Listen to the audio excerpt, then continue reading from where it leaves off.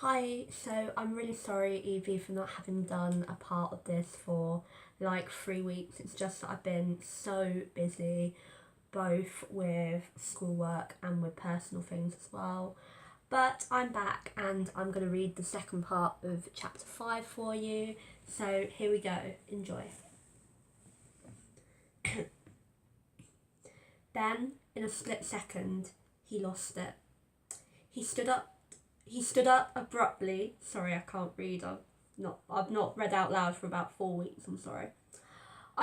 He stood up abruptly and flipped the coffee table over. I curled my legs up on the sofa with me. I was scared, really scared.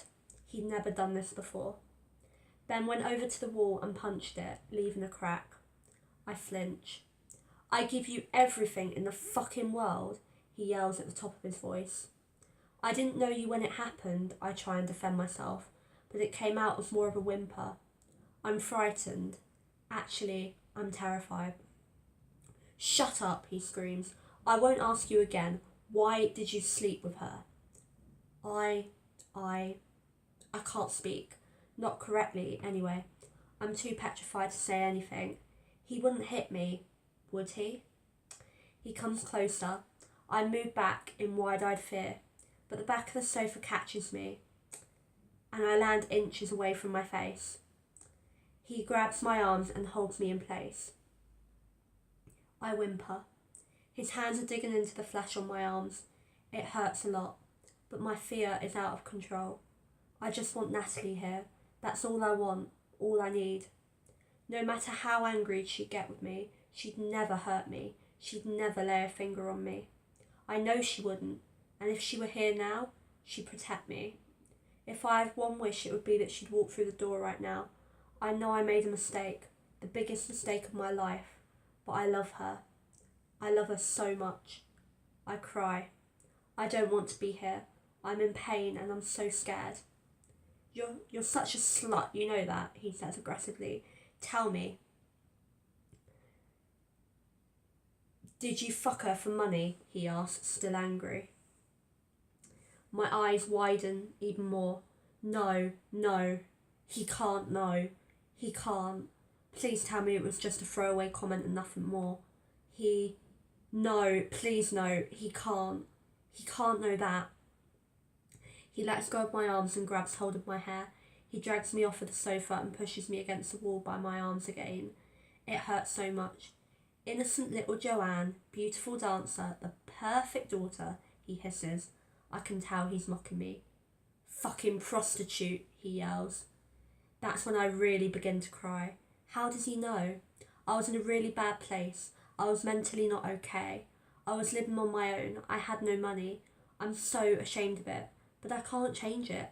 But that word, it really messes with me knowing that was me once.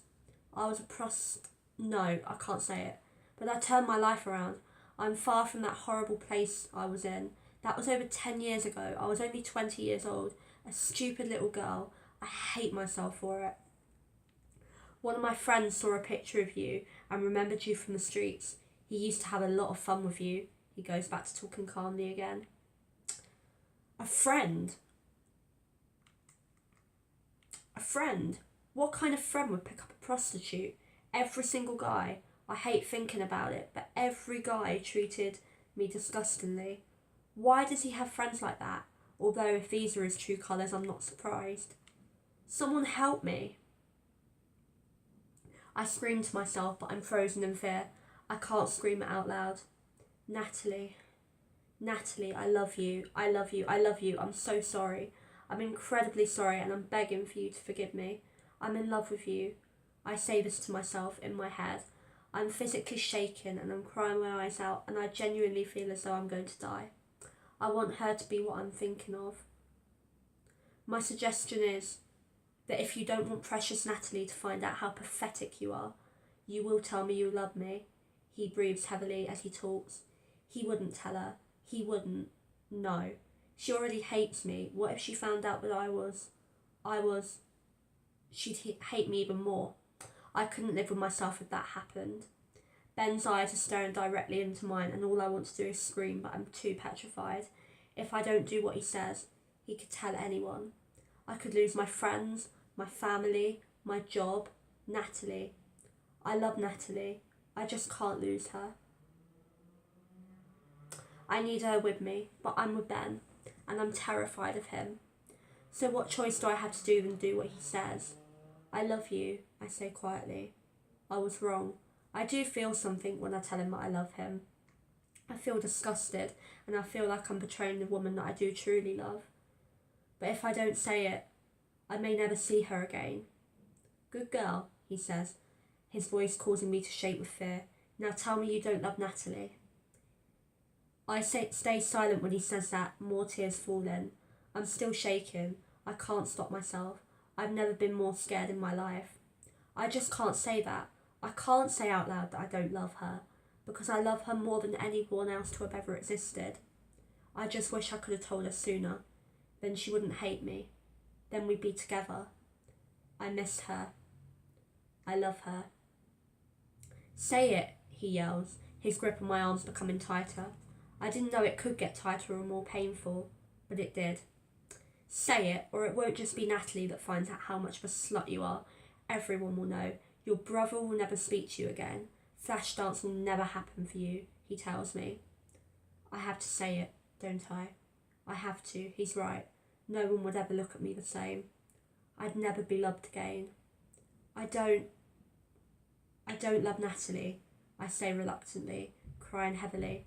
He tangles his fist in my hair and pulls my head down. It's excruciatingly painful, and I cry out in desperation for someone to help me. Say it again, he screams. I don't love Natalie, I shout, needing the pain to stop. Who do you love? You. I love you, I yell. It's breaking my heart that I have to say this. I love Natalie. I hate Ben. But if I say it, then Natalie will never love me, and Ben will ruin my life. He lets go of my hair. My crying gets louder. I hate myself for what I just said. I hate myself for what I was doing when I was 20, and I hate myself for ever liking the most evil man I've ever come across. Come on, he says, anger still evident. He grabs my shoulders and pulls me into the bedroom. I try and resist, but he's just too strong for me. Besides, if I resist too much, then he'd tell people that I was what I used to be. Then I would use my beautiful Nat forever. He takes me by the throat and holds me down on the bed. He undressed me. I closed my eyes. I tried to pretend I was somewhere else, like it wasn't happening. But it was happening. I felt my underwear slip off my body. I could hear him unbuckling his belt. But I just lied there with my eyes closed. I didn't fight. Hell, I didn't even say no. I just lied there and he raped me. He raped me. Okay, so that's the end of that chapter. I will try my very, very best to have one up next week as well. I've just been so busy recently with schoolwork, with things, just with life really, and I've not always had the time to film, but I'm going to try my very best to film as much as I can. Anyway, bye!